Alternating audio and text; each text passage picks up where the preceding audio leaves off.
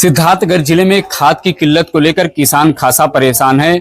ऐसे में किसानों द्वारा समितियों के बाहर, प्राइवेट दुकानों के बाहर किसानों को बैठे हुए साफ देखा जा रहा है। आपको बता दूं, खाद की किल्लत को लेकर किसान खासा परेशान है।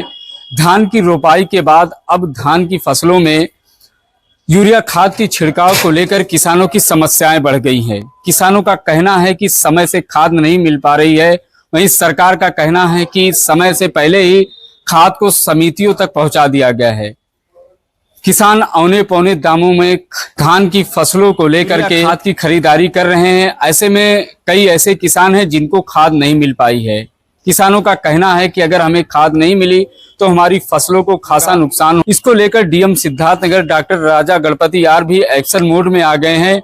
उन्होंने अब तक दर्जनों दुकानों को सील कर दिया है। कई दुकानदारों पर मुकदमे भी पंजीकृत करवा दिए हैं। DM Siddharthnagar doctor Raja Ganapathy R ने लगभग 47 दुकानों पर 22.5 टन खाद पहुंचाने की भी बात कही है, जिसकी चिट्ठी भी आज सोशल मीडिया पर तेजी से वायरल हुई है। साथ ही हल्का लेखपाल उन खादों को बैठ करके किसानों में वितरित करवाएंगे।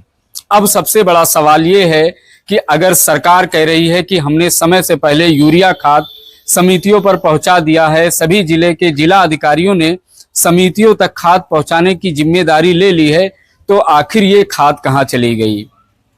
सिद्धार्थनगर जिले के डुमरियागंज तहसील क्षेत्र में कई दुकानें सील हुई, जिसमें लगभग हजारों की संख्या में यूरिया खाद की बोरी पाई गई। अब अगर जो दुकानदार हैं, जो बिचौलिए हैं, वो खाद को डंप कर रहे हैं, तो किसानों की समस्याएं किस तरीके से हल होगी, ये कहीं ना कहीं बड़ा सवाल रहेगा। ये डीएम सिद्धार्थनगर डॉक्टर राजा गणपति के रूप में माने जाते हैं, उनके कार्यशैली पर एक बड़ा सवाल खड़ा कर रहा है।